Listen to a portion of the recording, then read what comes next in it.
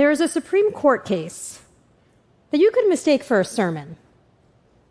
It's the case that recognized that same-sex couples have a constitutional right to marry.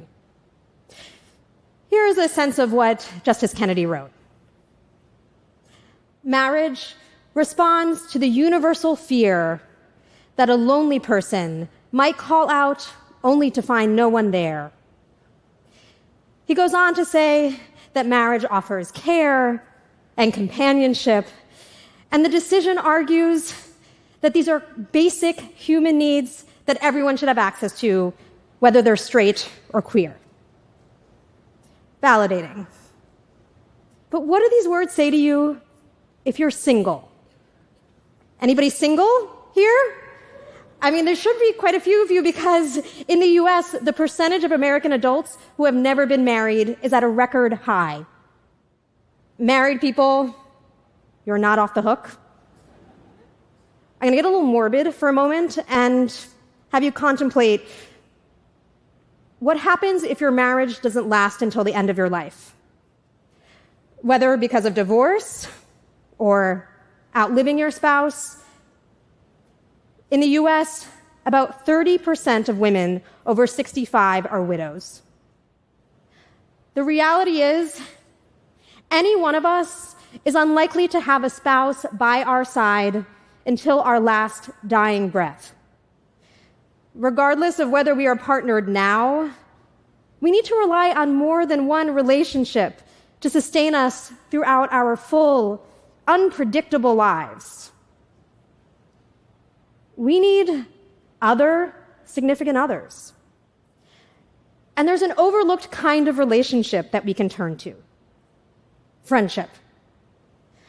I got the sense that friendship could be this stronger force in our lives because of a friendship that I stumbled into. We would see each other most days of the week, be each other's plus ones to parties.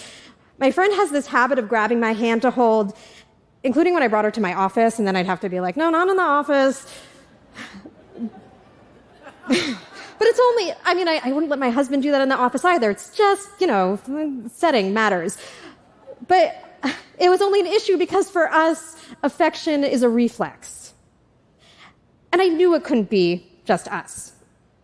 I went out and interviewed dozens of people who had a friendship like ours, and I wrote a book about them. And the kinds of friends that I spoke to, they don't just have a weekly phone call. They're friends like these. Natasha and Linda are the first legally recognized platonic co-parents in Canada. And this is them with their teenage son on vacation. Joe and John have been best friends for many decades. When Joe was struggling with alcohol and drug use, John got him into recovery. And then John decided that to support his friend, he would also become sober. Joy took care of her friend Hannah during Hannah's 6-year battle with ovarian cancer. And that included flying out to New York, where Hannah got specialized treatment. Joy had trouble actually sleeping overnight in the hospital because she was too busy watching to make sure her friend's chest was still rising and falling. Some of the friends that I spoke to had this friendship occupy the space that's conventionally given to a romantic partner. Some had this kind of friendship and a romantic partner. It's not either or.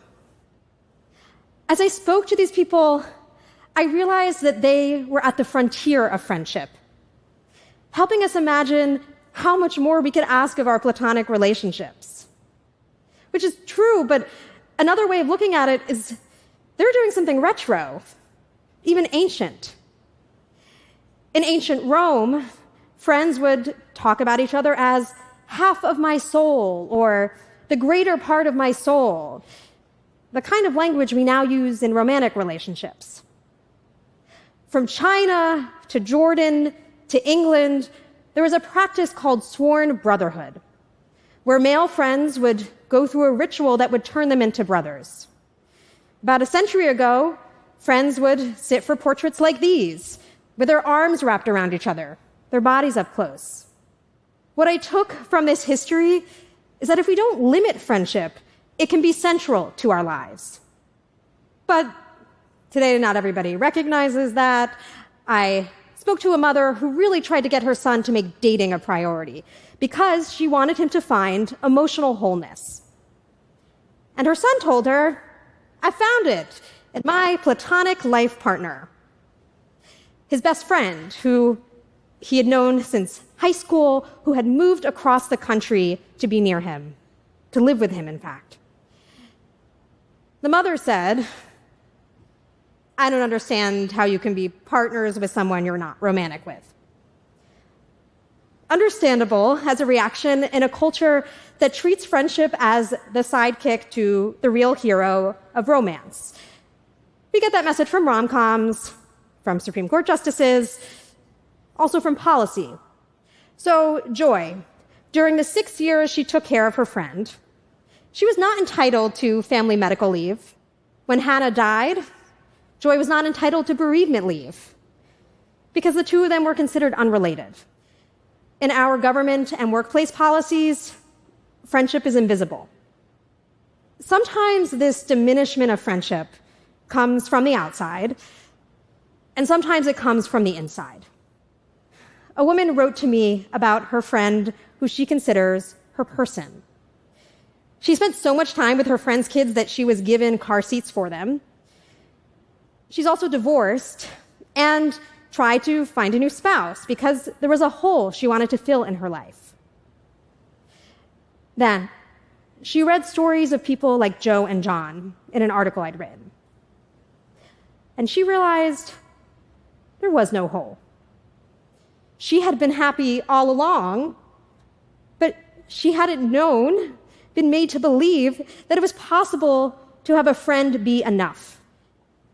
If we can recognize what friendship has the potential to be, and if we can recognize that there is more than one kind of significant other, then we can imagine more ways for us to find love and care and companionship.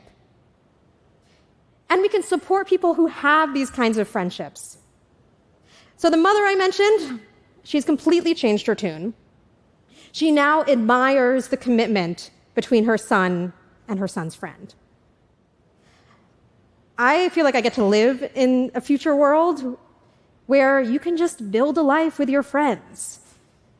I live not only with my husband, but also two of my closest friends. One of them, we kind of had a courtship process to recruit him to come to our city and live with us. The other had a job in our city, and we invited her to stay. It didn't take long for us to start scheming with about a half dozen other friends about trying to buy property together, the kind of place where we could raise kids alongside one another. Our working title for the place is The Village. I don't know if this will work out. I can keep you posted about it, but if it does, I feel really confident about one thing. That if one of us has a migraine at 6 a.m. and there's a toddler bouncing around,